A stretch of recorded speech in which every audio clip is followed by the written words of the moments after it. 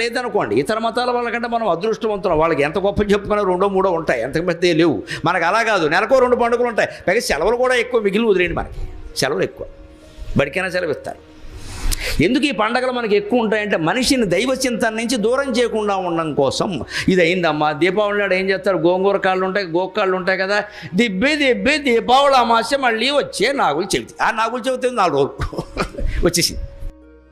మళ్ళీ అది అవగానే ఇంకోటి అంటే మొత్తం మీద ఏదో ఒక పండగ రూపంలో, పబ్బం రూపంలో ఏదో ఒక పిండి, చిన్నపిల్లలకి పిండి వంటలు అనండి, పెద్దవాళ్ళకి గీతాలు అనండి, మనబోటిగాళ్ళకి ప్రవచనాలు అనండి, ఏదో ఒక రకంగా దైవ ధ్యానంలో గడిపితే మనం దేవుడికి దగ్గర కావండి. జ్యేష్ఠ శ్రేష్ఠ ప్రజాపతి అంటే, ప్రజాపతి అంటే సంతానానికి పతి, ప్రజాపతి అంటే తండ్రి అని అర్థం. ప్రజలందరికీ నాయకుడు కాదు. ప్రజాశబ్దానికి ప్రాచీన కాలంలో వేదంలో కానీ, శాస్త్రంలో కానీ, పురాణంలో కానీ, కావ్యంలో కానీ సంతానం అనే అర్థం. కౌసల్య సుప్రజ రామ.